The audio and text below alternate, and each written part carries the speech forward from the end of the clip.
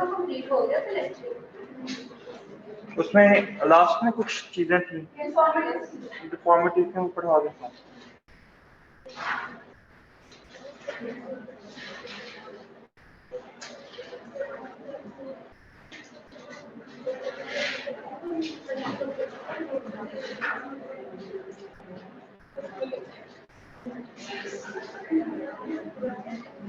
जी online participants आप लोगों को बेटा स्क्रीन शो हो रही है? Yes sir. प्रैक्टिकल थोड़ा सा हिस्ट्री वगैरह ये थोड़ी सी डिले हो जाती है, बच्चा आने के बाद सबसे पहले आप लोगों को प्रैक्टिकल करवा देता हूँ तो इसी जैसे आप लोगों ने नंबर फाइंड कर एग्जामिनेशन कोई भी बच्चा सर आपकी आवाज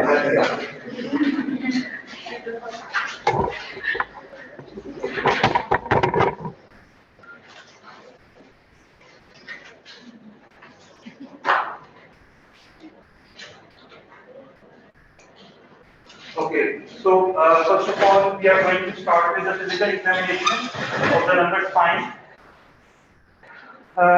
Same to same protocol रहेगा कि सबसे पहले आप लोगों ने एक्टिव रेंज ऑफ मोशन, फिर पैसिव रेंज ऑफ मोशन और फिर आप लोगों ने रेजिस्टिव मोशन की तरफ जाना है। नंबर स्पाइन में जो प्राइमरी मूवमेंट्स हैं that are flexion and extension, ठीक है, और रोटेशन जो है that is usually occur at the lumbosacral junction. मतलब जो प्राइम मूवमेंट है लंबर स्पाइन की that is flexion and extension. इसी के ऊपर हमारा सबसे ज्यादा फोकस होता है जब हम बात कर रहे होते हैं L1, L2 और L3 की। लेकिन जब हम L4, L5 की बात करते हैं तो उसमें हमारे पास रोटेशन भी आ जाती है, उसमें हमारे पास साइड बेंडिंग भी आ जाते हैं, क्योंकि L5 एक्चुअली रोटेट करता है S1 के ऊपर और फिर आपकी रोटेशन होती है इसके ऊपर लंबोसेक्टल जंक्शन के ऊपर, ठीक है।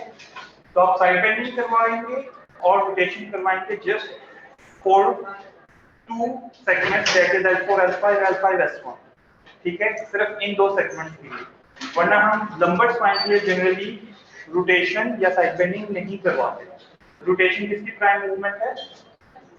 स्पाइन, ठीक है। इसमें सिंपली आप लोगों ने पेशेंट जैसे कि आपके पास आता है ऑब्जर्वेशन बेटा बहुत ज्यादा इंपॉर्टेंट है, ठीक है, और हमेशा जो ऑब्जर्वेशन होती है वो एक्सपोज करके की जाती है, एक्सपोज करके आपको ज्यादा अच्छा ऑब्जर्वेशन होती है, ठीक है। उसमें आपको बोनी लैंडमार्क्स भी मिल जाते हैं। एक patient is a smart guy, ठीक है, अगर तो वो ओबीस है तो फिर आपको उसमें अच्छे बोनी लैंडमार्क्स ऑब्जर्व नहीं होते, आपको कैलकुलेट करना पड़ता है, ठीक है। ऑब्जर्वेशन जो है वो यूजुअली एक्सपोज करके करते हैं हम लोग, शॉर्ट्स के अंदर करते हैं, ठीक है। और लंबर स्पाइन में जिस तरीके से हम लोगों ने सर्वाइकल स्पाइन में बेटा मायोटॉन्स को चेक किया था, इसी तरीके से हम लंबर स्पाइन में लोअर एक्सट्रीमिटी के मायोटॉन्स को चेक करते हैं, ठीक है। समझ आ गया? लास्ट में हम लोगों ने जब जो सर्वाइकल स्पाइन पढ़ी थी तो उसमें हम लोगों ने मायोटॉन्स को चेक किया था कि C1 C2 क्या करवाता है, C3 क्या करवाता है, C4 क्या करवाता है, वो आप लोगों ने रेजिस्टेड मूवमेंट्स के थ्रू चेक करना है, ठीक है। Now first of all patient आपके पास स्टैंडिंग पोजीशन में होना चाहिए, स्टैंडिंग पोजीशन में आना, ठीक है। आप लोगों ने पेशेंट को क्या कहना है कि आपने अपने हाथ या उंगलियां अपने पांव की उंगलियों पे लगाना, ठीक है। लेट्स से वैसे लंबर स्पाइन के साथ जो पेशेंट आएगा लो बैक पेन के साथ, वो ये कैपेबिलिटी उसमें नहीं होगी कि वो लगा सके, ठीक है। हाँ, अगर आपको कोई डिफरेंशियल डायग्नोसिस करना है, ठीक है, तो उसमें आपको जरूरी है कि आप पेशेंट से ये करवा के देखिए, ठीक है। कि सबसे पहले आपने उंगलियों को क्या करना है, अपने पैरों की उंगलियों के साथ लगाना है, टच करना है अपने हाथों की उंगलियों को, फिर सेम इसमें क्या ऑब्जर्व करना है, किस चीज को ऑब्जर्व करना है?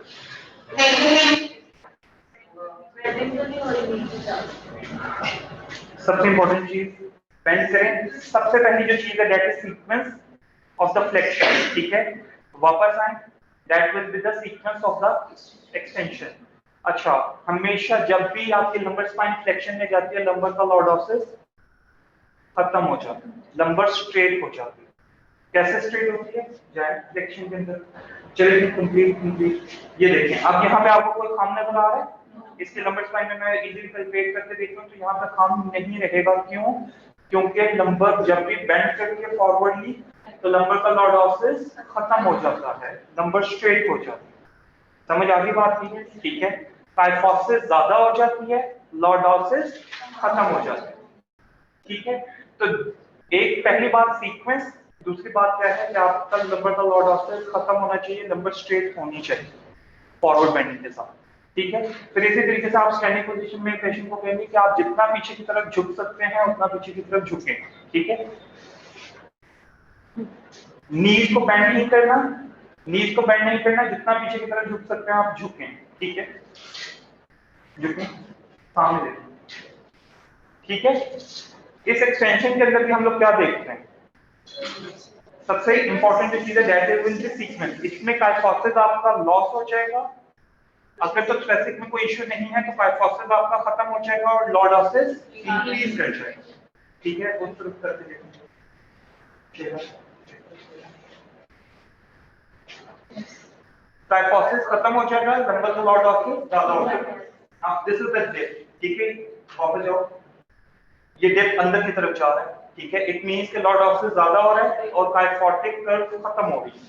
ठीक है, so this is the active range of motion for lumbar flexion and extension। ठीक है, फिर हम साइड बेंडिंग के लिए आए। साइड बेंडिंग में हम लोग क्या रखते हैं, रेफरेंस पॉइंट रखते हैं lateral side of the knee joint को। किसको रखते हैं? Lateral side of the knee joint को। हम लोग पेशेंट को क्या कहते हैं कि आपने बेंड करना है या अपने नी को अप्रोच करना है साइड से। किसको अप्रोच करना है? नी को अप्रोच करना है साइड से। ठीक है, अप्रोच करें। अच्छा, इसके दो तरीके हैं। ठीक है, सबसे पहला तरीका तो ये है कि या तो आप यहाँ पे रेफरेंस देख लें कि यहाँ पे ये किस पॉइंट तक आ रहा है, इसकी फिंगर, मिडिल फिंगर किस पॉइंट तक आ रही है। ठीक है, या तो आप इस पॉइंट को नोट कर लें। यूजुअली जो जॉइंट होता है ना टिबियो-फेमोरल आर्टिकुलेशन, वहां तक आती है, या फिर टिबियो-फिब्यूलर जॉइंट तक आती है, प्रॉक्सिमल टिबियो-फिब्यूलर जॉइंट। ठीक है, ये यूजुअली दो ये रेफरेंस होते हैं, या आप उनको नोट कर लें या फिर आप मेजरमेंट टेप लेके क्या कर सकते हैं, मेजर कर सकते हैं उस डिस्टेंस को जो कि फ्लोर से मिडिल फिंगर तक का है। किस डिस्टेंस को मेजर कर सकते हैं? फ्लोर से मिडिल फिंगर तक का जो डिस्टेंस है आप उसको मेजर कर सकते हैं। ठीक है, मेजरिंग टेप से। इसी तरीके से आप लेफ्ट साइड के ऊपर साइड बेंडिंग करेंगे तो वहां पर भी आपने रेफरेंस पॉइंट्स को देख लेना कि क्या वो रेफरेंस पॉइंट्स वही हैं जो कि आपको राइट में मिल रहे हैं या दैट इज समवॉट डिफरेंट। समझ आ गई बेटा बात की? ठीक है, या टिबियो-फिमोरल जॉइंट होगा, नी जॉइंट, या फिर टिबियो-फिब्यूलर, प्रॉक्सिमल टिबियो-फिब्यूलर जॉइंट, वहां तक मिडिल फिंगर जाए किसी भी एक नॉर्मल इंडिविजुअल की। ठीक है, समझ आ गई? जो तो पेशेंट होगा लेट्स से, तो ऑब्वियसली उसकी अगर साइड बेंडिंग रिस्ट्रिक्ट होगी तो फिर उसको इश्यू आएगा। समझ आ गई बेटा बात की? ठीक है, उस तरफ भी आप लोग क्या कर सकते हैं, मेजरिंग टेप को यूज कर सकते हैं to measure that distance from the middle finger to the floor. ठीक है, और आप दोनों को कंपेयर कर सकते हैं कि मुझे मेजरिंग डिस्टेंस क्या मिला विद द मेजरिंग टेप। यहां तक बेटा बात को समझ आ गई? फिर आप लोग क्या करते हैं, पेशेंट को कहते हैं कि वो सिटिंग पोजीशन में जाए, बैठे। ठीक है, to avoid rotation at the hip joint हम लोग सिटिंग पोजीशन में लेकर जाते हैं पेशेंट को। ठीक है, क्योंकि अगर आप खड़ा करके पेशेंट को रोटेट करने की कोशिश करोगे या खड़े करके पेशेंट की रोटेशन को चेक करेंगे तो ultimately there is a possibility कि वो अपने हिप जॉइंट की रोटेशंस को यूज करेगा। मैं लेफ्ट साइड की रोटेशन करूंगा तो मेरा लेफ्ट साइड का हिप जॉइंट एक्सटर्नल रोटेशन में जाएगा, इंटरनल रोटेशन में जाएगा। दोबारा मैं लेफ्ट साइड के रोटेशन में जा रहा हूं, मेरा हिप जॉइंट ये वाला इंटरनल रोटेशन में लेफ्ट साइड का जाएगा और ऑपोजिट साइड का एक्सटर्नल रोटेशन में जाता है। ठीक है, सही है। तो इस हिप जॉइंट के रोटेशन को प्रिवेंट करने के लिए हम लोग पेशेंट को क्या कहते हैं कि आप सिटिंग पोजीशन में बैठें और आप ऐसे हाथ सकते हैं या वैसे जैसे थ्रेसिक के लिए रखे तो आप रोटेट करें। क्या रोटेट करके रखें?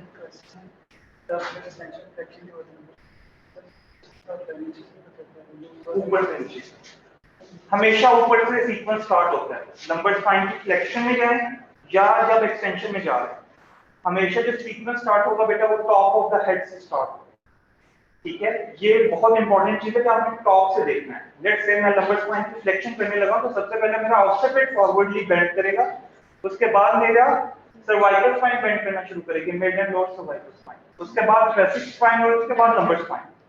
ठीक है, और जो एक्सट्रीम रेंज होती है जहां पर मेरे उंगलियां टच करना शुरू करते हैं वहां पे आपका हिप जॉइंट भी फ्लेक्स करता है। ठीक है, समझ आ गई यहाँ तक? ठीक है। हाँ, जब हम उस फॉरवर्ड बेंडिंग से वापस आ रहे हैं तो फिर हम लोगों ने वन बाय वन कैसे देखना है, रिवर्स ऑफ उस बेंडिंग। क्या हम सबसे पहले हिप जॉइंट को देखेंगे, हिप जॉइंट की एक्सटेंशन, फिर लंबर स्पाइन की एक्सटेंशन, फिर थोरैसिक, फिर mid and lower cervical spine की एट द एंड आपके हेड की। ठीक है, समझ आ गई बात की? लेकिन जब हम फिर न्यूट्रल पोजीशन से एक्सटेंशन में जाएंगे तो फिर हम किस चीज को देखेंगे, top. Let's say forward bending में, फॉरवर्ड बेंडिंग से जब मैं वापस आना शुरू किया है तो सबसे पहले मैंने हिप जॉइंट की एक्सटेंशन को देखना है, lumbar spine, thoracic spine, mid and lower cervical spine और उसके बाद हेड की एक्सटेंशन। हेड कह लें या अपर सर्वाइकल स्पाइन कह लें, एक ही बात। समझ आ गई बेटा यहाँ तक? ठीक है। आप अभी वेट करके बता रहे थे एक्सटर्नल रोटेशन कि अगर हम स्टैंडिंग पोजीशन में रोटेशन चेक करते हैं लंबोसेक्रल जंक्शन की, ठीक है, किसकी, लंबोसेक्रल जंक्शन की अगर हम रोटेशन चेक करते हैं स्टैंडिंग पोजीशन में, तो देयर इज अ चांस कि जो पेशेंट है वो किसकी रोटेशन को यूज करे, जॉइंट की रोटेशन को यूज करे, और आपको डिफरेंशिएट करना मुश्किल हो जाए कि क्या इसकी रोटेशन रिस्ट्रिक्टेड थी या नहीं थी। ठीक है, समझ आ गई बात की? तो इसलिए हम लोग क्या कहते हैं कि पेशेंट को बिठा लिया जाए। अगर लेट्स से पेशेंट खड़े होकर लेफ्ट साइड की रोटेशन करता है तो आपका लेफ्ट साइड का जो हिप जॉइंट होता है बेटा ये इंटरनल रोटेशन में जाता है और ऑपोजिट साइड का एक्सटर्नल रोटेशन में जाता है, तो फिर आपको डिफरेंशिएट करना मुश्किल हो जाता है कि क्या नंबर की रोटेशन रिस्ट्रिक्टेड है या नहीं है। ठीक है, यहाँ तक बात समझ आ गई?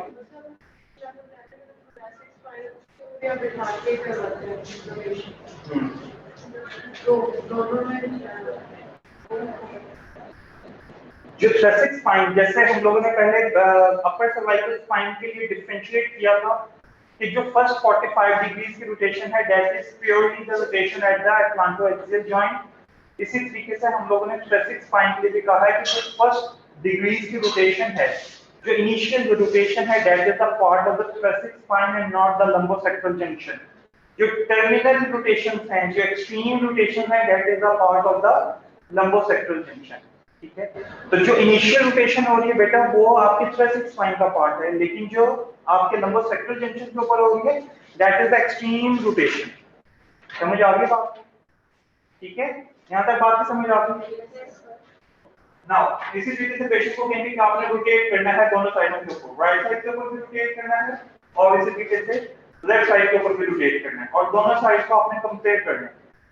ठीक है, कंपेयर करने के लिए आपको सिर्फ किस बात का पता होना चाहिए कि जो इसकी एल्बो की ओलेग्रेनिक प्रोसेस है, लेफ्ट साइड का ओलेग्रेनिक प्रोसेस है वो यहां तक आना चाहिए, और इसी तरीके से राइट साइड का ओलेग्रेनिक प्रोसेस को आप लोगों ने कंपेयर कर लेना कि वो किधर तक जाता है। समझ आई कि नहीं आई? रोटेट कर यहां ये कंपैरिजन की आपने इसको रेफरेंस बनाना है, ओलेग्रेनिक प्रोसेस को ऑपोजिट साइड को रोटेट करें। अब आपने इसको रेफरेंस बनाना है, ठीक है, ऑपोजिट साइड का ओलेग्रेनिक प्रोसेस। समझ आ गई बेटा बात? ठीक है, अच्छा, एक्टिव रेंज ऑफ मोशन करवाने के बाद हम लोग खुद से क्या करते हैं, पेशेंट की पैसिवली फ्लेक्शन करवाते हैं। ठीक है, सीधे लेटे अब ऑब्वियसली मैं पैसिव फ्लेक्शन नंबर स्पाइन की इस तरीके से तो नहीं करवा सकता कि मैं इसको उठाऊं दोनों तरफ से, तो मैं इसको इस तरीके से बेंड करूं।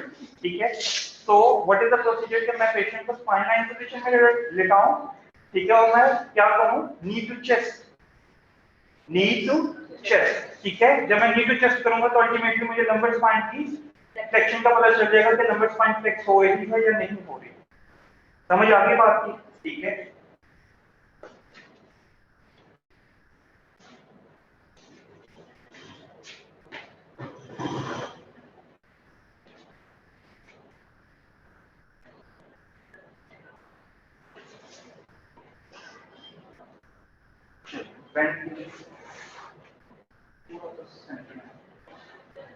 ठीक है, यहाँ पे बेंड करेंगे, मैंने दोनों हाथों में पकड़ के पेशेंट को क्या करना है, बिल्कुल रिलैक्स, दोनों हाथ साइड पे रखिए, side like this, just like this.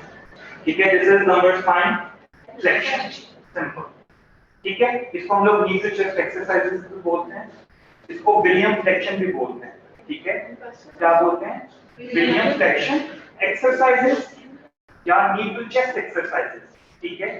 और ये किसके लिए है, जब आप इस तरीके से बेंड कर रहे हो, ठीक है, या नी टू चेस्ट एक्सरसाइज करवा रहे हो, तो एक्चुअली आपके जो पोस्टरोलेटरल एस्पेक्ट है that is going to be open. Anteriorly क्या होगा, कंप्रेशन आएगी, लंबर स्पाइन की जो वर्टिब्रल बॉडीज है वहां पर क्या आना शुरू हो जाएगी, एंटीरियर साइड पे कंप्रेशन आना शुरू हो जाएगी, और जो पोस्टीरियर साइड है वो क्या होना शुरू हो जाएगी, ओपन होना शुरू हो जाएगी। ठीक है, ये एक्सरसाइज किसके लिए इंपॉर्टेंट होगी, हमारी रेडिकुलोपैथी के लिए, मसल स्पैज़म के लिए, रेडिकुलोपैथी के लिए, मसल स्पैज़म के लिए भी हो सकती है। मसल स्पैज़म जब हम लोगों ने, अगर मसल स्पैज़म किसका है, लंबर एक्सटेंसर्स का है, तब फॉर एग्जांपल इरेक्टेड स्पाइनाई का टाइटनेस है, हम उसके लिए स्ट्रेचिंग यूज कर सकते हैं। ठीक है, लेकिन उसमें हमें एक्सट्रीम्स के ऊपर जाना होगा, तो हम लोग क्या करते हैं, जस्ट लाइक दिस। ठीक है, हम लोग मैक्सिमम स्ट्रेच देने की कोशिश करते हैं और इसको बेंचिंग की तरफ लेकर जाते हैं, टुवर्ड्स द फेस। ठीक है, नीज को टुवर्ड्स द फेस जब लेकर जाएंगे तो फिर मसल्स की क्या होगी, स्ट्रेचिंग स्टार्ट होगी। ठीक है,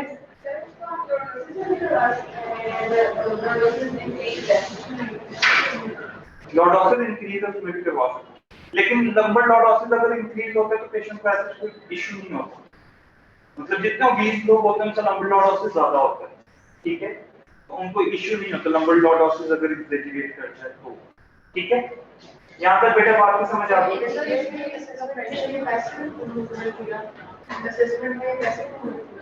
ये पैसिव मूवमेंट है, पैसिव फ्लेक्शन।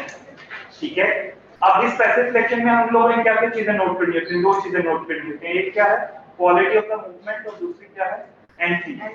ठीक है, एक्सचेंज के ऊपर जाकर मैंने एंड चेक कर ली है। एंड क्या है इसकी, सॉफ्ट टिश्यू कंप्रेशन, क्योंकि इसके पास एब्डोमेन आ जाएगा। ठीक है, एब्डोमेन मूवमेंट को रिस्ट्रिक्ट कर देगा। समझ आ गई बेटा बात? सर ये रिपीट कर दें। एंड बेटा होगी compression, soft tissue compression.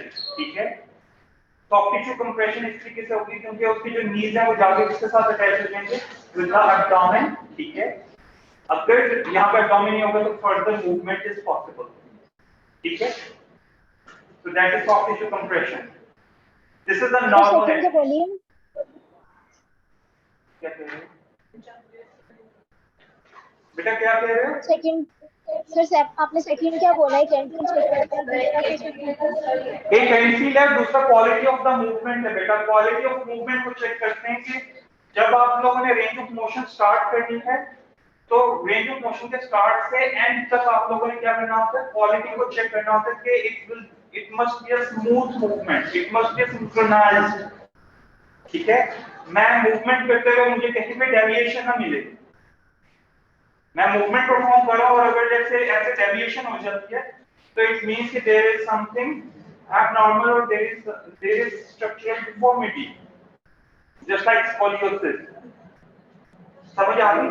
Sir muscle spasm को ट्रीट करने के लिए जो स्ट्रेच देंगे वो 30 सेकंड का कितने टाइम से देना पड़ेगा? मिनिमम कहा जाता है, जो थेरापेटिक्स की बुक कहते हैं दैट इज 6 to 10 सेकंड्स। ठीक है, नॉर्मल जो स्ट्रेच कहा जाता है वो दैट इज 6 to 10 सेकंड्स, लेकिन यूजुअली जो फिजिकल थेरेपिस्ट देते हैं दैट इज 30 सेकंड्स। लेकिन इसमें रिसर्च है कि 10 सेकंड के स्ट्रेच में और 30 सेकंड के स्ट्रेच में कोई डिफरेंस नहीं है खास। अगर आपने प्रॉपर स्ट्रेच दिया है, अगर थेरेपेटिक्स 1 याद हो तो थेरेपेटिक्स 1 में स्ट्रेचिंग के प्रिंसिपल्स हैं कि जी आपने शॉर्ट ड्यूरेशन का स्ट्रेच कभी नहीं देना, कोशिश करनी है कि लॉन्ग ड्यूरेशन का स्ट्रेच हो। ठीक है, एम्पलीट्यूड कम होना चाहिए स्ट्रेच का। ठीक है, और स्लोली आपने उस स्ट्रेच की पोजीशन तक जाना है, ये नहीं कि रैपिडली आपने क्या कर देना है, स्ट्रेच कर देना है, क्योंकि उसके साथ क्या there is a chance of initiating a stretch reflex. Ligament को पूछने पर there is a chance of initiating a stretch reflex, तो जब स्ट्रेच रिफ्लेक्स इनिशिएट हो जाए तो आपको स्ट्रेचिंग नहीं पॉसिबल। ठीक है, यहां तक बेटा बात की समझ आ गई है? ठीक है, now at the same time हम लोग यहाँ पर, क्योंकि स्पाइन पोजीशन है, पेशेंट को बहुत ज्यादा दफा हम लोग ये नहीं करते कि अब आप उल्टे लेटे हैं, अब आप साइड करवट पे जाएं, उस साइड की साइड करवट पे जाएं, इस साइड की साइड करवट पे। आपने क्या करना है, सबसे पहले ही सजेस्ट कर लेना है कि स्पाइन पोजीशन में मैंने क्या क्या चीजें चेक करनी है। ठीक है, तो अब ये स्पाइन पोजीशन में मैंने, हम लोगों ने पैसिव फ्लेक्शन चेक कर ली, अब हम लोगों ने क्या करनी है, ट्रांसकी रोटेशन करवा के देखनी है। That is actually the we are going to check the lumbosacral rotation, ठीक है। लंबोसेक्टोरल रोटेशन में बार-बार कह रहा हूं सिर्फ इस वजह से ताकि आप लोग कहीं पे भी जाके ये ना कहें कि लंबर पे रोटेशन होती है। बेटा लंबर पे रोटेशन नहीं पॉसिबल, नंबर पे रोटेशन पॉसिबल नहीं है, नहीं है, नहीं है, नहीं है। क्यों? क्योंकि उसके फेसेट जॉइंट की ओरिएंटेशन क्या है? 90 डिग्री पर होती है, ठीक है। ऊपर वाला फेसेट जॉइंट है तो नीचे वाले फेसेट जॉइंट की जस्ट लाइक दिस, ठीक है। तो यहाँ पर रोटेशन पॉसिबल नहीं हो सकता।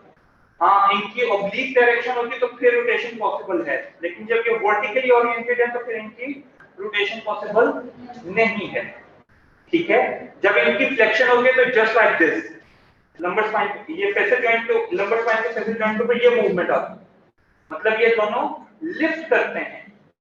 एक लिफ्ट करता है, ऊपर वाला वर्टिब्रा नीचे वाले वर्टिब्रा के फेसेट से लिफ्ट करता है, इसलिए आपके लंबर स्पाइन की फ्लेक्शन होती है, ठीक है। जब एक्सटेंशन होती है तो ये लोग क्या करते हैं, फिर जो नीचे वाले वर्टिब्रा होता है उसकी लिफ्टिंग होती है। समझ आ गई बेटा बात? मतलब लाइक दिस, ये ग्लाइडिंग होती है फेसेट जॉइंट की लंबर स्पाइन, ठीक है। समझ आ गई बेटा बात? अब आपने क्या करना है, दोनों टांगों को अप्रोक्सीमेट किया है और आपने क्या करना है, रोटेशन करवानी है जस्ट लाइक दिस, ठीक है। थोड़ा रीड कर, ठीक है, जस्ट लाइक दिस। ये आपने क्या करवानी है, रोटेशन करवानी है। इसमें आपका एक हाथ क्या होना चाहिए, एक्सिला पे। एक और जो इंपॉर्टेंट चीज है बेटा, मैं हाथ अगर इसके शोल्डर के ऊपर रखूंगा जस्ट लाइक दिस, ठीक है, शोल्डर के ऊपर जस्ट लाइक दिस, ये हाथ मैं ऐसे शोल्डर पे रख दूं तो शोल्डर के ऊपर कंप्रेशन आएगी, ठीक है। हमने क्या करना होता है कि एक्सिला स्लाइटली अपार्ट करवाना है, एक्सिला पे अपनी फर्स्ट वेब स्पेस को इंसर्ट करना है, ठीक है। और फिर आप लोगों ने क्या करनी है, कंप्रेशन। यहाँ पे आप लोगों ने एंड फील चेक कर सकते हैं, ठीक है। यहाँ पे भी एंड फील जो है वो क्या है, सिर्फ कंप्रेशन है, और वो किस चीज का कंप्रेशन है, काउच का, ठीक है।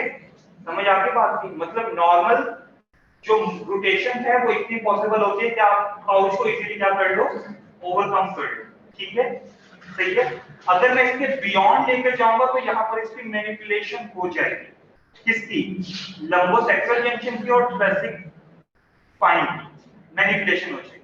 तो अभी हम ट्रीटमेंट की तरफ नहीं जा रहे हैं, हम सिर्फ इसकी तरफ जा रहे हैं, असेसमेंट की तरफ जा रहे हैं। सर फर्स्ट स्पेस पे एकदम पे किस तरह प्लेसमेंट ये कर सकते हैं, जस्ट लाइक, ठीक है, सही है, जस्ट लाइक, ठीक है। सर आपने लेग्स और थाइस को अप्रोक्सीमेट किए, ये इस तरीके से अप्रोक्सीमेट करें, ठीक है। यहाँ पर भी जब आपने कंप्रेशन लेनी तो कोशिश करें कि यहाँ पे आप लोगों की फिंगर्स को इंसर्ट करके तो फिर आप लोगों ने क्या करना है, पुश करना है, नी के ऊपर डायरेक्टली लेटरल साइड से कंप्रेशन नहीं देना, प्रेस नहीं करना। समझ आ गई बेटा बात? ठीक है। So this is the rotation on both sides. यहाँ तक बात समझ आ गई है? ये यहाँ पे ऐसे, ठीक है, और जब यहाँ पे करो तो जैसे, ठीक है, ये कर। यहाँ तक बेटा बात है, समझ आ गई?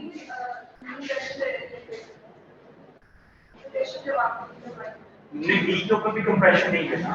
ये देखिए यहाँ पे ऐसे और यहाँ पे ऐसे हो जाएगी, जस्ट लाइक दिस, ठीक है। ये करो, इस तरीके से करना। ये जो चीज है ना, क्या आप यूज नहीं करेंगे, समझ आ गई? ठीक है, ये कंप्रेशन कॉज करेगा। यहाँ तक बेटा बात की समझ आ गई है? नीचे शेड, अच्छा उल्टे लेते हैं। अब मैं थोड़ा सा आप लोगों को सीक्वेंस के लिए उल्टे लेते हैं ना। अब हम पेशेंट को क्या कहते हैं, दोनों हाथ यहाँ पे रखें, ठीक है, एक्सटेंड करें अपने आप को, ऊपर उठाएं, उठाएं स्ट्रेट, गर्दन स्ट्रेट, बिल्कुल स्ट्रेट उठाएं ऊपर, ठीक है। यहाँ पर हम क्या चेक कर रहे हैं, नंबर स्पाइन एक्सटेंशन चेक कर रहे हैं, ठीक है। एक्टिवली भी चेक कर सकते हैं, जब मैंने पैसिवली चेक करने हैं, रिलैक्स, ठीक है। मैंने हाथ इसी तरीके से बिल्कुल लेफ्ट हो जाए, ठीक है। मैं क्या करूंगा, यहाँ से शोल्डर्स को लेफ्ट करूंगा, ठीक है, जस्ट लाइक दिस, ठीक है। मैं क्या कर रहा हूँ, पैसिव एक्सटेंशन कर रहा हूँ। अब यहाँ पे जो पैसिव, यहाँ पे मुझे एंट्री क्या मिलेगी, हाँ, टिश्यू स्ट्रेच मिलेगा सिंपल, एब्डोमेन आगे से क्या हो रहा है, स्ट्रेच हो रहा है, ठीक है। मैक्सिमम अगर मैं पैसिवली अगर इसको एक्सटेंड करूंगा तो इसके एब्डोमिनल मसल्स इतना स्ट्रेच नहीं होंगे कि ये मुझे मैक्सिमम स्ट्रेच अलाउ करे, ठीक है। समझ आई बात? तो सिर्फ टिश्यू तो यहाँ पे मसला हो, यहाँ पे आ रहा है, हाँ तो यहाँ स्पेसिफिक इशू, ठीक है। तो सिंपली हमें पीछे क्या आगे टिश्यू स्ट्रेच मिलना है, स्ट्रेच की फीलिंग आएगी एंड फील, ठीक है। टिश्यू स्ट्रेच ये कौन सा होगा, नेगेटिव, जिसको हम लोग नेगेटिव स्ट्रेच बोलते हैं, कैप्सुलर स्ट्रेच बोलते हैं, that will be a stretch, ठीक है। पॉजिटिव स्ट्रेच नहीं आएगा, लिगामेंटल स्ट्रेच नहीं आएगा, ठीक है। पॉजिटिव फॉर्म नहीं होगा, that will be a negative form, ठीक है। समझ आ गई बात? पॉजिटिव में आपके पास एक खास हद तक आती है, उसके बाद फर्दर मूवमेंट नहीं हो सकती, जितना मर्जी आप लोड लगाएं। नेगेटिव में आप अगर लोड लगाएंगे तो फर्दर आपको रेंज मिल जाती है, कैप्सूल के अंदर। यहाँ तक बेटा बात की समझ आ गई? यहाँ तक पैसिव एक्सटेंशन की समझ आ गई, ठीक है। सीधे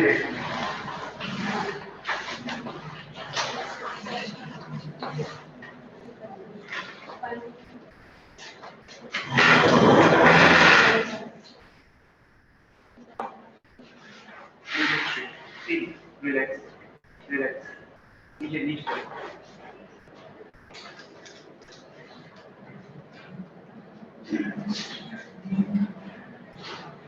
पिलो कहीं से मिल जाएगा, पिलो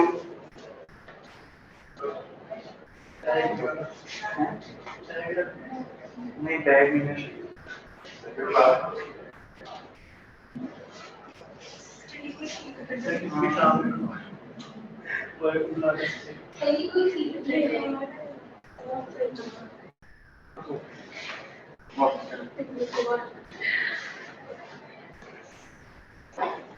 अच्छा, this is for side bending, ठीक है। बिल्कुल रिलैक्स, समझ आ गई?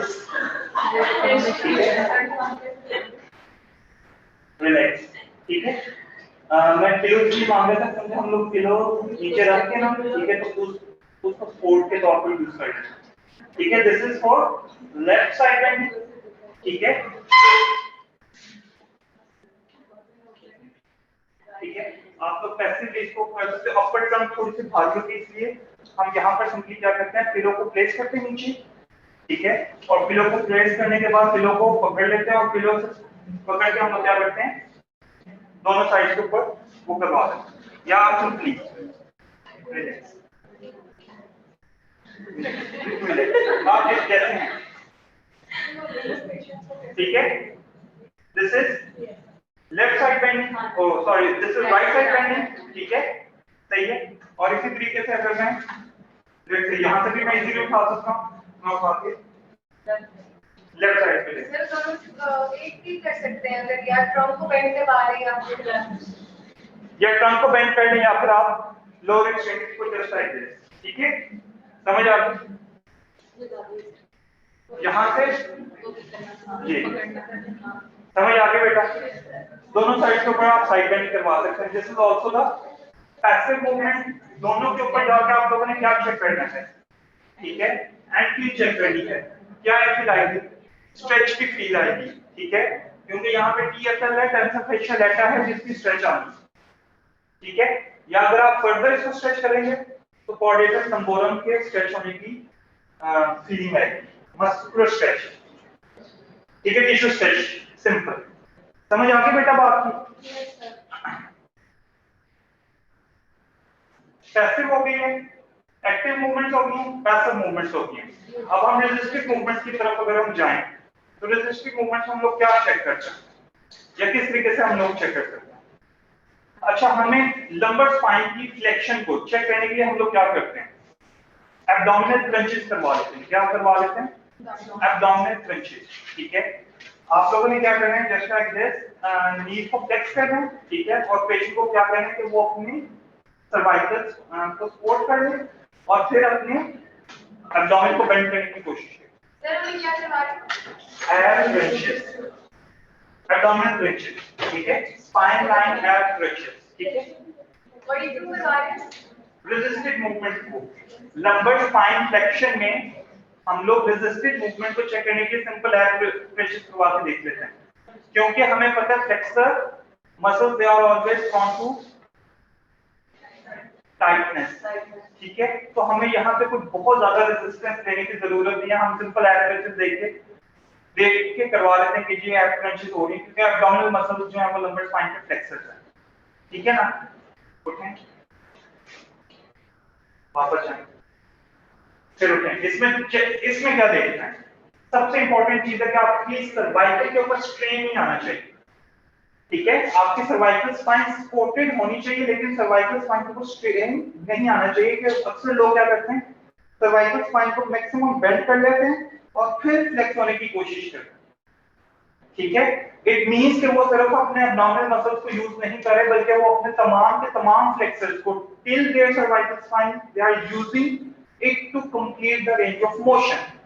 वापस जाएं। सर अगर वो थ्रूआउट अपने कर रहे होंगे, मसल्स यूज कर रहे होंगे सारे स्पाइन के, तो ऑब्वियसली वहां पर डिफॉर्मिटी होगी, इसकी वजह से वो थ्रूआउट लेने की कोशिश करते हैं। डिफॉर्मिटी नहीं, weakness is something else. Deformity अगर आपके पास पेशेंट जल्दी आ जाता है तो फिर भी तो आपने उसकी डायग्नोसिस कर ली है ना। लेकिन डिफॉर्मिटी के साथ पेशेंट नहीं आया, पेशेंट उस स्टेज से पहले अगर आपके पास आ गया तो आपने उसको कैसे डायग्नोस करना है, इसी तरीके से आप डायग्नोस करोगे, ठीक है। उठें।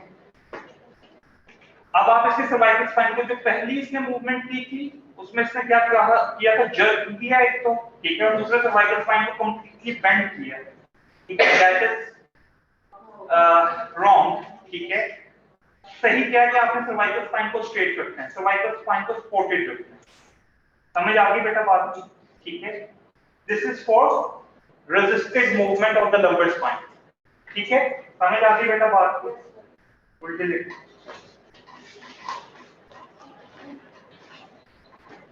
दोनों हाथ ऊपर, ठीक है। उठें। मैं यहाँ पे सिंपली रेजिस्टेंस के तौर पर उठें, मैं रेजिस्ट कर रहा हूँ, उठें उठें उठें, उठना चाहिए पेशेंट को। अच्छा, ये क्या इंडिकेट कर रही है, वीकनेस। अगर लेट से पेशेंट उठ जाता है, ठीक है, तो आपने उसकी हिप को देखना है। अक्सर पेशेंट क्या करते हैं, हिप को जोर लगाते हुए, ठीक है, लैटिस डॉर्साई का जोर लगाते हुए क्या करते हैं, अपने आप को एक्सटेंड कर लेते हैं। लेकिन उसमें क्या होगा कि आपको दोनों हिप जॉइंट्स पे एक्सटेंशन नजर आएगी, मीनिंग टू से दोनों जो टांगें के रेज होंगी, यहाँ पे आप कोशिश करें कि इसको लंबर को एक्सटेंड किया जाए, लेकिन एट द सेम टाइम यहाँ पर भी क्या होगा, आपके हिप जॉइंट के ऊपर एक्सटेंशन आ रही होगी, ठीक है। तो पेशेंट को क्या कहना है कि आपने इन दोनों को बिल्कुल रिलैक्स रखना है, आपने सिंपली इस ट्रंक का जोर लगाना है और एक्सटेंड करना है, उठें, ठीक है। थोड़ा सा और जोर लगाओ, उठ रही हैं, और जोर लगाओ, जोर से जोर लगाओ, लगाओ जोर, रेज हो रही है तो नहीं, मैं सिर्फ आपको दिखाना चाह रहा हूँ कि ये रेज हो जाएंगी, तो आपने इनको क्या करना है, सपोर्टेड रखना है, और पेशेंट को कहना है कि इनको रेज नहीं होने देना। समझ आ गई बेटा बात, ठीक है, समझ आ गई। सपोर्टेड मींस आप पेशेंट को वैसे भी कह देंगे कि आपकी ये टांगें नहीं हिलनी चाहिए, ठीक है, या आपका नी जो है वो कंटीन्यूअस स्ट्रेचिंग में रहे विद द पाउच, तो पेशेंट को इतनी जरूर होगी कि वो इनको यूज नहीं करेगा, ठीक है, समझ आ गई। Now the most important thing, हम लोगों ने रेफरेंस किसको लेना होता है, इलियक क्रेस्ट को लेना होता है, ठीक है। इलियक क्रेस्ट को पैल्पेट करने के बाद साइड के ऊपर आपको इलियक क्रेस्ट मिल जाएंगी, नहीं लेग से साइड पे मिलती हैं तो सिंपली आप क्या करवा लो, इन दोनों को साइड पे ले लो, नहीं बिल्कुल स्ट्रेट रखो, थोड़ा सा रिलैक्स रिलैक्स रखो। यहाँ पे मैं अगर पैल्पेट आप करना शुरू करूंगा तो मुझे क्या फील हो जाएगी, इलियक क्रेस्ट, ठीक है। जरूरी नहीं है कि आपने डीप ही पैल्पेट करके बोन को फील करना है, आप सिंपली मूवमेंट ऐसी करवाएं कि बोन क्या हो जाए, प्रोमिनेंट हो जाए। समझ आ गई बात की, और वापस लेके जाएंगे तो अब आपको, आपने बोन के ऊपर हाथ रखा, अब आपकी बोन आप खुद उस रेफरेंस पॉइंट तक ले जाएंगे, चले जाएंगे, ठीक है। तो this is the iliac crest. Iliac crest के लेवल के ऊपर आपके पास क्या आएगा, L4 आएगा, ठीक है। उसके ऊपर L3 है, L2 है, L1 है और उसके नीचे क्या है, L5 है। आपने क्या करना है, सिंपली जो स्पाइनस प्रोसेस होता है, क्या होता है स्पाइनस प्रोसेस, आपने उसको कैलकुलेट करके post to anterior pressure apply करना है। कौन सा प्रेशर अप्लाई करना है, post to anterior pressure apply करना है। समझ आ गई बात? इलियक क्रस्ट को आप लोगों ने कैलकुलेट कर लिया, इलियक क्रस्ट के लेवल के ऊपर आपके पास क्या आएगा, लेवल में L4 आएगा। आपने L4 के स्पाइनस प्रोसेस के ऊपर सिंपली क्या करना है, post to anterior pressure apply करना है। ठीक है, जब आप post to anterior pressure apply करोगे, पेशेंट अपनी ब्रीदिंग को होल्ड करने की कोशिश करता है। क्या करता है, ब्रीदिंग को होल्ड करने की कोशिश करता है। ठीक है, तो ऑब्वियसली आपका पोस्ट एंटीरियर प्रेशर अप्लाई करते हुए थोड़ा सा जोर ज्यादा लगेगा। ठीक है, आपने थोड़ा सा पुश कर लेना है, थोड़ा सा जोर ज्यादा लगाना है यहाँ। ठीक है, इसी तरीके से फिर आप L3 के ऊपर, ठीक है, L2 के ऊपर और L1 के ऊपर, ठीक है, आप प्रेशर देख के क्या देख सकते हो, इनका पोस्ट एंटीरियर प्रेशर के ऊपर ग्लाइडिंग हो रही है या नहीं हो रही। ठीक है, आपने सिंपली यहाँ पे भी ज्वाइंट प्ले चेक करना है। ज्वाइंट प्ले का मतलब क्या है कि जब आप पोस्ट एंटीरियर प्रेशर अप्लाई करें तो सिर्फ आपको सामने से जो फीलिंग आए वो ब्रेथ होल्ड किया, जब पेशेंट ब्रीदिंग होल्ड कर रहा है, इसलिए मुझे बैकवर्ड फोर्स लग रही है। आपको ये फीलिंग ना आएगी कि जब मैं प्रेशर पुट कर रहा हूं तो कोई चीज कंप्रेस हो रही है या लेट्स से कि कोई बोनी ब्लॉक आ रहा है सामने। ठीक है, आपको सिंपली फील ऐसे होगा कि जैसे आप हवा के अंदर पुश कर रहे हो, जैसे बहुत तेज हवा चल रही हो और हम पुश करते हैं ना हवा की तरफ, तो सेम आपको ये वाली फीलिंग है। ठीक है, तो आप लोगों ने सिंपली क्या करना है, पोस्टरो एंटीरियर प्रेशर अप्लाई करके देखते हैं। समझ आ गई बेटा बात?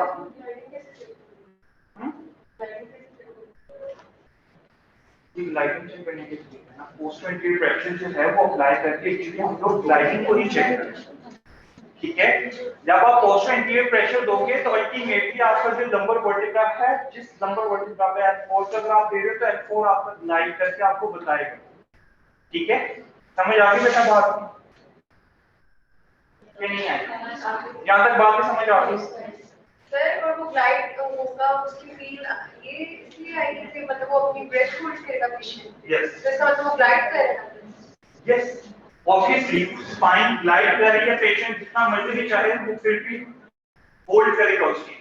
ठीक है, आगे वैसे भी एब्डोमेन है, इंट्राएब्डोमिनल प्रेशर है, तो अल्टीमेटली जब भी आप पोस्टरो एंटीरियर प्रेशर अप्लाई करोगे आपको फीलिंग आएगी कि कोई चीज रोक रही है, हवा वैक्यूम टाइप की चीज आपको प्रिवेंट करेगी।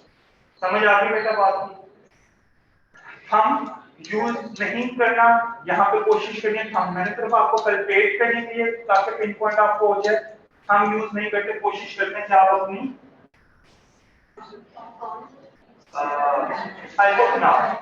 हाइपोथेनॉल आप यूज कर सकते हैं। ठीक है, हाइपोथेनॉल क्या है, दैट इज मस्कुलर ना, so that is why we are using hypothenon। ठीक है, किस फॉर्म में यूज कर सकते हैं इसको, सेम कराइए। ठीक है, सो सिंपली हाइपोथेनॉल एलिमेंट को आप यूज करें। ठीक है, जस्ट लाइक दिस। ठीक है सर इसमें हमें नॉर्मल है या एब्नॉर्मल इसमें कैसे डिफरेंशिएट होगा?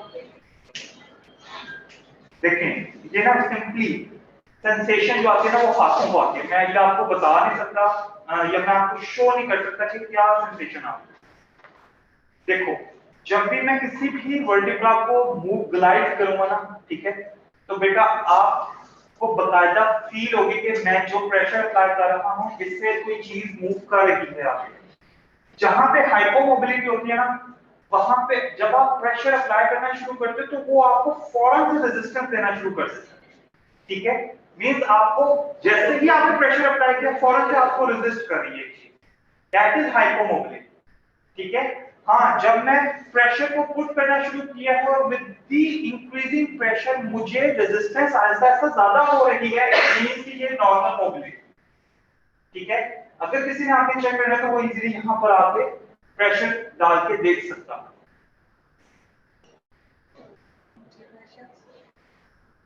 नहीं चेक करना किसी ने, लड़कों ने सर मैं अप्लाई करके देखिए, मिशन है कोई बात आप सिंपली हाइपोथेनल एमिनेंस को पुट करके और हमेशा अपना डोमिनेंट हैंड यूज करते हैं, ठीक है, ताकि आपको सबसे अच्छी फीलिंग आए।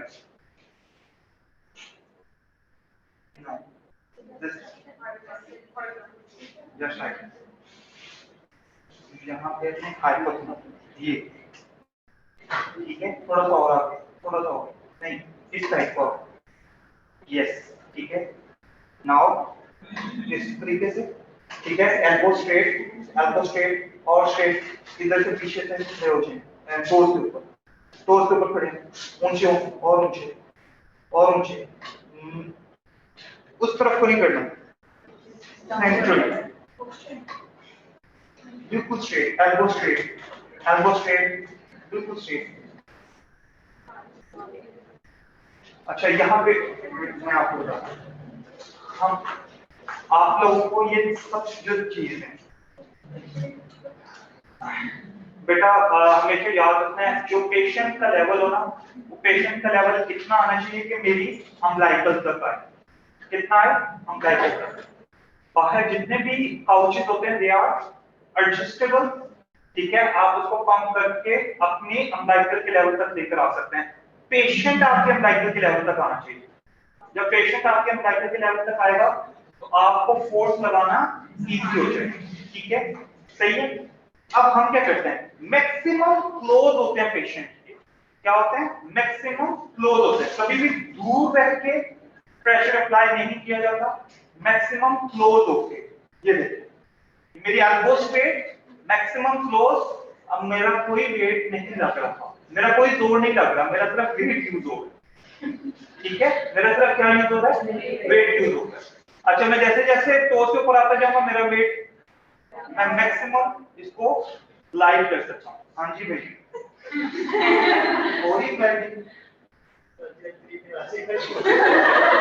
ठीक है, समझ आ गई बात? तो just you have to be more cautious, ठीक है, कि आप देखें होता क्या है, होता क्या है, हम लोग जब मैं भी इस लेवल पर था तो हमें इतना केयरफुली नहीं समझाया जाता था कि हमने एक्चुअली ग्लाइडिंग करनी कैसे। हमें सिर्फ ये बताया जाता था ग्लाइडिंग ये डायरेक्शन है, ये डायरेक्शन। अच्छा आप जब बिल्कुल मेरी इस नॉलेज को अगर आप समझ लेना कि हमने बिल्कुल करीब होना है पेशेंट के, जिस जॉइंट को हमने ट्रीट करना है हमने उसको अपने करीब कर लेना, ठीक है, एल्बोज को स्ट्रेट रखना है और फिर हमने ग्लाइड करना है, ठीक है। यूज हमें क्या करना है, थिनार, कभी भी थंब्स को यूज नहीं करते क्योंकि थंब की अपनी भी पल्पेशन होती है बेटा, रेडियल पल्स यहां तक फील होती है, ठीक है, तो थंब को हम कभी भी यूज नहीं करते, हम लोग थिनार को यूज करते हैं, हाइपोथिनार, ठीक है। तो हाइपोथिनार को यूज करें आपको कभी भी, और रेनफोर्स करने के लिए आप अपना दूसरा हैंड हमेशा पल्पेशन करनी अपने डोमिनेंट हैंड से करें क्योंकि इसमें ज्यादा अच्छी सेंसेशन आएंगी आपको, ठीक है, इसमें ज्यादा अच्छी सेंसेशन आएगी। समझ आ गई बेटा यहाँ तक बात? Any question related to this? अच्छा ठीक है,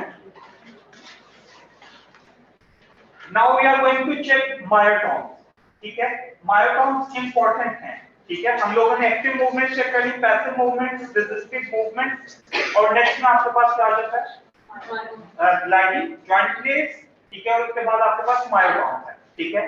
तो मायोटॉन्स, अच्छा हमने वहां पे नंबर 5 की ग्लाइडिंग में मैंने कोई ट्रांसवर्स प्रोसेस के ऊपर कोई प्रेशर पुट नहीं किया, क्यों, क्योंकि मुझे ट्रांसवर्स प्रोसेस के ऊपर कोई प्रेशर पुट इसलिए नहीं किया क्योंकि वहां पे कोई रोटेशन नहीं हो रही, मैं सिंपली स्पाइनस प्रोसेस को देखें क्योंकि वर्टिब्रा नंबर 5 का या ऊपर की तरफ लिफ्ट होता है या नीचे की तरफ लिफ्ट होता है, फॉरवर्ड फ्लेक्शन में या बैकवर्ड बेंडिंग में, ठीक है।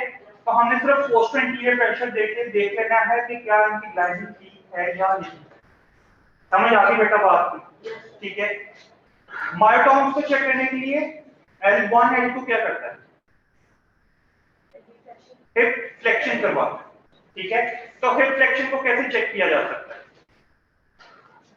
टांग बिल्कुल स्ट्रेट उठानी है, टांग बिल्कुल स्ट्रेट उठाएं, एक नहीं नी फ्लेक्स होनी चाहिए, बिल्कुल स्ट्रेट उठाएं, नहीं बिल्कुल स्ट्रेट का मतलब स्ट्रेट उठाएं, जस्ट लाइक दिस, नी को स्ट्रेट करें, नी को स्ट्रेट, ये देखें, ये स्ट्रेट, नीचे जाएं, दिस इज द स्ट्रेट, जितनी भी हो सकती है।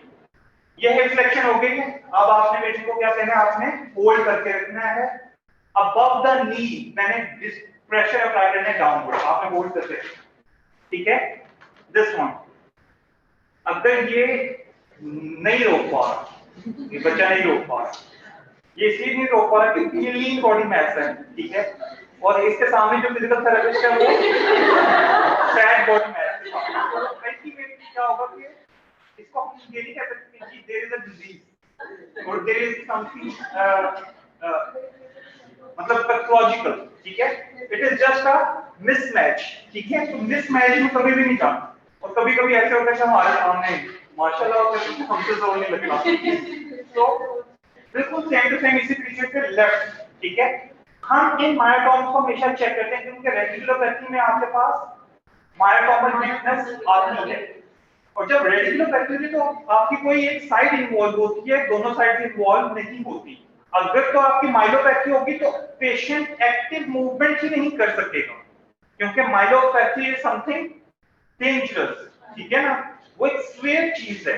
रेडिकुलोपैथी सिंपली पॉसिबल है as a result of intervertebral disease, ठीक है, सही है। तो हम लोग क्या करते हैं, कंपैरिजन करते हैं कि मैंने right as a physical therapist मैंने राइट साइड के ऊपर इतना प्रेशर पुट किया तो मैंने लेफ्ट साइड के ऊपर भी इतना प्रेशर पुट करना है और देखना है कि ये कितना अच्छा होल्ड कर लेता है मेरा प्रेशर, ठीक है। तो दैट इज मायोटॉमल चेकिंग, ठीक है, कि मैंने मायोटॉम को कैसे चेक करना है। इसी तरीके से मैं इसके रिफ्लेक्शन ऑपोजिट साइड की रिफ्लेक्शन चेक करूंगा तो मुझे पता चल जाएगा L1 L2 कि नर्व रूट इंटैक्ट है या नहीं है। समझ आ गई बेटा बात की, ठीक है। The next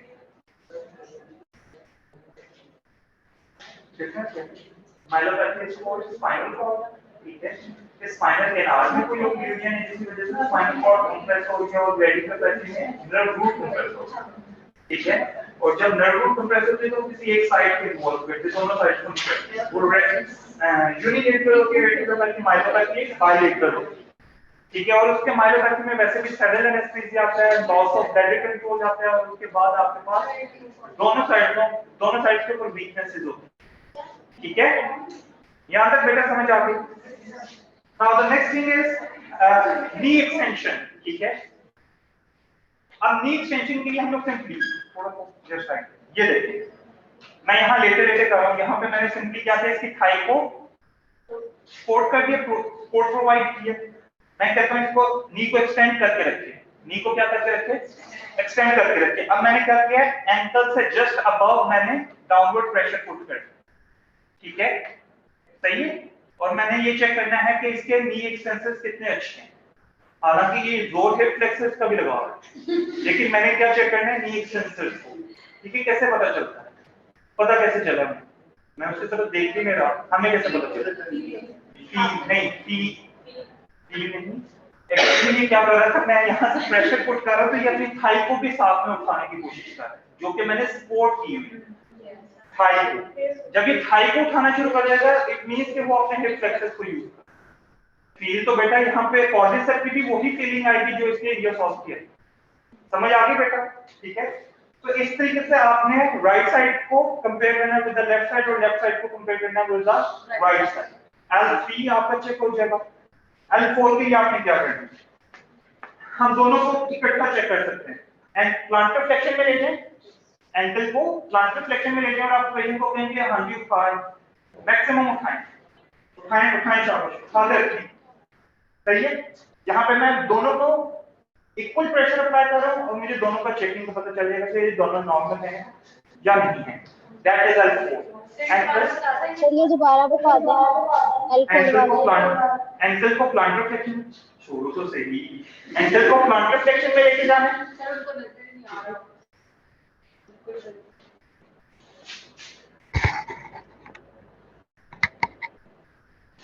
just like this, ankle को प्लांटर फ्लेक्शन में लेके जाना है, ठीक है। और प्लांटर फ्लेक्शन में लेके जाने के बाद आपने क्या कर देना, लाइक दिस, इस तरीके से मैंने ग्रैस्प कर लिया ऑल अराउंड द एंकल, मैंने ग्रैस्प कर लिया। और अब मैं पेशेंट को क्या करना है कि आपने इसको लिफ्ट करना है, अपनी तरफ उठाने की कोशिश करनी है, समझ आई? मैं अब इक्वल प्रेशर अप्लाई कर रहा हूं, क्योंकि दोनों साइड जब इक्वली जोर लगाएंगे तो आपको ज्यादा अच्छा पता चल जाता है। तो ये H4 का पता चल जाएगा, ठीक है? डी बताओ, यहां तक बात की समझ आ गई? L4 की मैं आपको बताता हूं। Now the L5 big toe extension, मैंने क्या किया, दोनों बिग टोज को क्या कर दिया, फ्लेक्स कर दिया। अब मैं पेशेंट को क्या कहता हूं, अपने अपने अंगूठे उठाने की कोशिश करें। अब यहाँ पे जोर पूरे हाथ का नहीं लगाना, अपने फिंगर्स का लगाना, ठीक है? तो जस्ट लाइक दिस, उसका नहीं तो टेंडन रप्चर हो जाएगा, ठीक है? एक्सटेंसिव डिजिटोरियम बेटा जी, इसको फ्लेक्स ना करें, इसको भी उठाएं, शाबाश, ठीक है? समझ आ गई बेटा बात?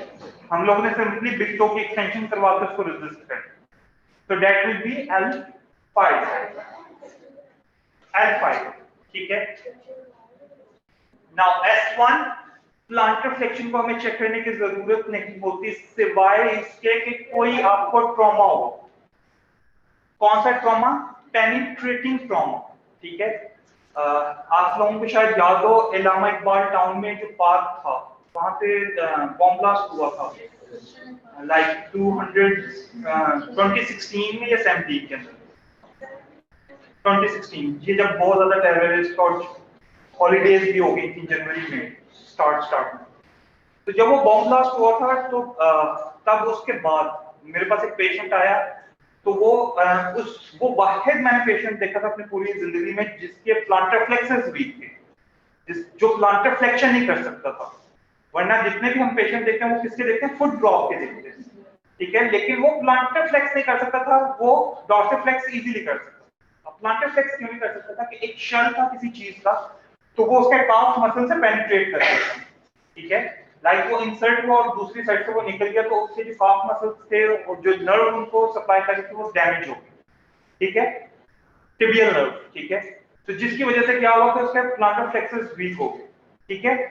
तो ऐसे केसेस में हमें S1 को चेक करने की जरूरत पड़ती है, नहीं तो S1 कभी भी वीक नहीं होता, ठीक है? अगर हम वैसे भी S1 की यहाँ की बात करें स्पाइन की, तो S1 कहां से निकलेगा आपके? S1 S2 से निकलेगा, S2 S3 से, L5 S1 से निकलेगा, S1 S2 से निकलेगा, ठीक है?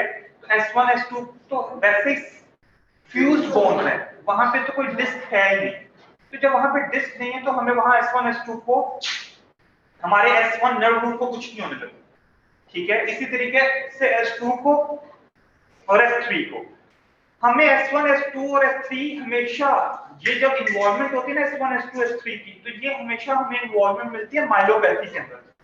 जो हमें loss of bladder control patient में नजर आता है वो आता है सैक्रल प्लेक्सिस की वीकनेस की वजह से, क्योंकि हमारा एक्चुअली सैक्रल प्लेक्सिस है जो हमारी किसको कंट्रोल कर रहा है, बाउल एंड ब्लैडर को कंट्रोल कर रहा है, ठीक है?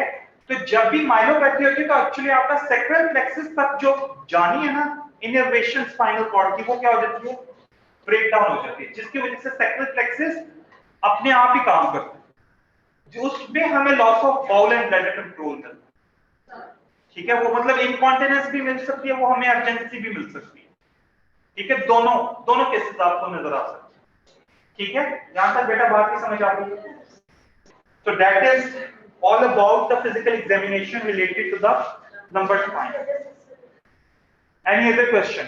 सर बहुत सारे डिजीजेस ऐसी होती हैं जिसमें ब्लड कंट्रोल वैसे ही वीक हो जाता है, जैसे डायबिटीज, तो क्या उसमें भी नहीं, वो नेफ्रोपैथी है, that is actually the kidney failure. Kidney failure की तरफ जा रही थी, इस वजह से अर्जेंसी फील होती है। किडनी का जब फेलियर खत्म हो गया, जब फ्यूज किडनी शॉर्ट है, जब किडनी से निकल आती है तो फिर आपको अर्जेंसी फील। जी बेटा, साइलेंस L3 का सुनने बेटा, L3 में हम लोगों ने सिंपली क्या किया, स्लाइटली फ्लेक्स करना है नी को, और मैंने ना थाई को, अपनी ये फोर आर्म है, मेरी ये जो फोर आर्म है इसके ऊपर मैंने क्या है थाई, आप इजीली क्या कर दो, प्लेस कर दो, रिलैक्स कर दो, ठीक है? और अब आप नी एक्सटेंड करो, नी पेशेंट को कहूंगा नी एक्सटेंड करे, और मैं उसकी डाउनवर्ड बेंडिंग करवाऊंगा, क्या करवाऊंगा, डाउनवर्ड बेंडिंग, नी जॉइंट के ऊपर डाउनवर्ड बेंडिंग करवाऊंगा, ठीक है। और फिर पेशेंट क्या करेगा, अपने क्वाड्रिसेप्स को एक्टिव करके नी को एक्सटेंड करके रखेगा और यहाँ पे मैंने चेक कर लेना कि L3 ठीक है या नहीं है, ठीक है। हमें L3 का कैसे पता चलेगा, इस बच्चे की स्ट्रेंथ 4 है, आप में से हर बच्चे की स्ट्रेंथ डिफरेंट है, तो हम हमेशा कंपैरिजन में जाते हैं, कभी भी ये नहीं कहते, कोई गोल्ड स्टैंडर्ड नहीं है कि L3 वाला बच्चा इतनी एज का बच्चा इतनी देर तक दौड़ लगा के रखेगा, नो। हमेशा किसमें जाते हैं, कंपैरिजन, राइट साइड का comparison with the left side और अनइन्वॉल्व्ड साइड का इन्वॉल्व्ड साइड के साथ कंपैरिजन। समझ आ गई बेटा बात? सर L4 वाला भी करवा दे।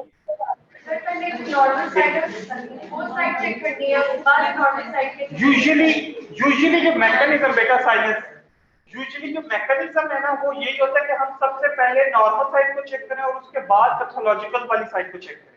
मतलब पेशेंट जिस कंप्लेंट के साथ आया है ना, जिस साइड के कंप्लेंट के साथ आया है, हमने उसको बाद में चेक करना है, और अनइन्वॉल्व्ड जो नॉर्मल साइड है अनइन्वॉल्व्ड उसको हमने पहले चेक करना है, ठीक है, बाद में उसको चेक करना है ताकि इजीली कंपैरिजन कर सके। और दूसरा ये कि सिम्टम्स ओवरराइड ना करें, किलेट से अगर मैं उसकी पैथोलॉजिकल वाली साइड को ही पहले चेक करना शुरू कर दूं और उसकी पेन स्टार्ट हो जाए तो मेरा पूरा का पूरा फिजिकल एग्जामिनेशन क्या हो जाएगा, स्टॉप हो जाएगा, ठीक है। तो दैट इज व्हाई हम जो इन्वॉल्व्ड साइड है उसको एंड पे रखते हैं। जी बेटा। सर जो L4 है सर, हम प्लांटर फ्लेक्शन से डोर्सिफ्लेक्शन की तरफ लेके जाएंगे। प्लांटर फ्लेक्शन से डॉर्सिफ्लेक्शन की तरफ पेशेंट को कहना है कि आप लेकर आए, प्लांटर फ्लेक्शन से डॉर्सिफ्लेक्शन की तरफ, और आपने उस डॉर्सिफ्लेक्शन को रेजिस्ट करना है। जी बेटा समझ आ गई है? ठीक है, any question related to this? Sir lecture upload कर रहे हैं, इससे हिस्ट्री से रिलेटेड कुछ चीजें हैं वो इंशाल्लाह ताला नेक्स्ट लेक्चर में, थोरेसिक स्पाइन में जो हमारे पास डॉगर्स हम वगैरह रह गई हैं वो नेक्स्ट लेक्चर में पढ़ा दूंगा, ठीक है। समझ आ गई है बेटा? Yes sir. आप लोगों से प्रीवियसली कौन, आप और सीनियर कौन? अच्छा ठीक है, समझ आई है? पहले पढ़ा हुआ था नंबर फाइन, ऑनलाइन एग्जामिनेशन तो ये वाला बिल्कुल भी नहीं उन्होंने पढ़ाया, मिस प्रिया ने पढ़ाया था। चल ठीक है सर नेक्स्ट भी प्रैक्टिकल, आप सारे प्रैक्टिकल भी होंगे।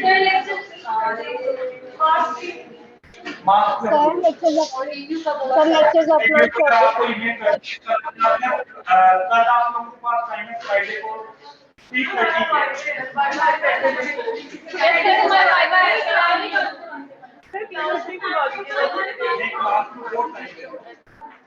यहाँ पे बेटा मेरे ऑफिस, अगर कल किसी बच्चे ने रिव्यू करना तो कल 3:30 PM पे मेरे ऑफिस में आ जाना, रिव्यू करवाओ, ठीक है।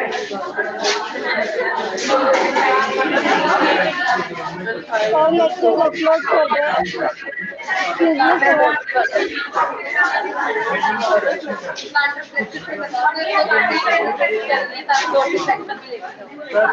सर लेक्चर्स अपलोड कर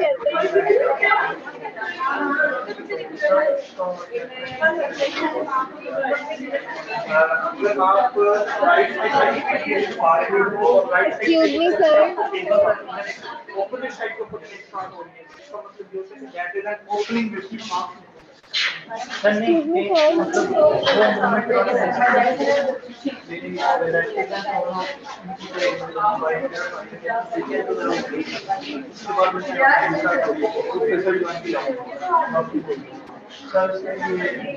simply gliding maximum gliding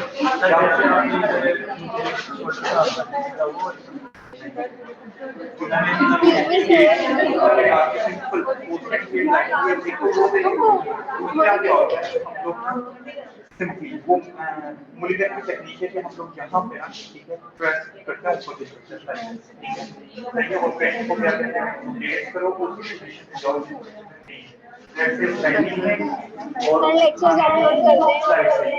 तो पेन है, ठीक है, तो हम कहते हैं उसकी पोजीशन में जाए, ठीक जस्ट लाइक मैं यहाँ से जस्ट लाइक जिस भी वोल्टेज का फाइनेंस प्रोसेस से हाँ फाइनेंशियल लाइट ऊपर की तरफ ये देखो जब आप बेंड हो जाओगे तो एक्चुअली ये प्लेन पर है ना स्पाइन का, तो इसलिए मैं यहाँ ऐसे प्रेशर अप्लाई करूँ समझ आ गई। ये बिल्कुल साइड का प्रेशर आपने अप्लाई करना होता है, ठीक है। ये अल्टीमेटली क्या होता है एक्चुअली प्रेशर लिफ्ट करता है इस तरीके से, वो उसकी लॉकिंग खत्म होती है, ब्रेक हो जाता है, ठीक है। वो ये जो रोटेशन वाला बता रहे हैं ना, ये लंबो सेक्टर की मैनिपुलेशन का है या फिर स्पेसिफिक की, इससे हमारे नंबर की मैनिपुलेशन सही है। नंबर की मैनिपुलेशन पॉसिबल है ही नहीं, नंबर की मैनिपुलेशन ये क्या आप समझिए पोस्ट एंटीरियर प्रेशर जो रोटेशन करवा के करते हैं वो लंबो सेक्टर जंक्शन पे रोटेशन होती है, उसमें रोटेशन लंबो सेक्टर। सर अगर हम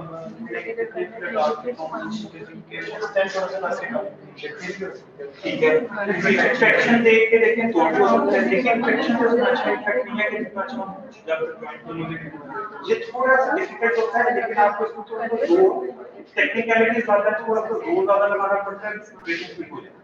पेशेंट को पहले इंस्टेंस में फायदा होगा अगर आपका वर्टिकल लेवल ठीक है, वो फायदा पेशेंट का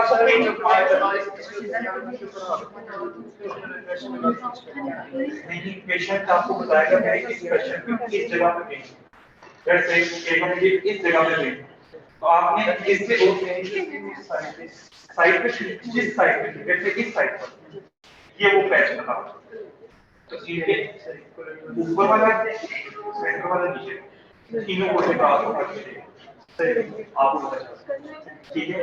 ये तो क्या करते हैं हम लोग है ना हाथ रखते थे फाइनल प्रोसेस के ऊपर, जब पेशेंट मूवमेंट करते तो हम वन बाय वन चेक करते जाते कि किसकी ग्लाइड मूवमेंट हो रही है, जो हमें स्लाइटली रिस्ट्रिक्ट रखता है हम चेक करने का तरीका ये आपको बड़े एक्सपीरियंस है वो मतलब आप हाथ रखोगे ना वन बाय वन तो आपको फील होता जाएगा कि किस इचिंग हो, ठीक है। ओके ऑनलाइन पार्टिसिपेंट्स जा सकते हैं। एक्सक्यूज मी सर जी बच्चा सर लेक्चर्स और रिकॉर्डिंग अपलोड कर दें प्लीज। जी बेटा हो जाएंगे इंशाल्लाह ताला। सर आपको मेल्स भी सर बाकी कितने लेक्चर्स रह गए हैं? बेटा दो शायद 2 या 3। Okay sir. ओके बच्चों अल्लाह हाफिज़। यार मैं नहीं कह सकती।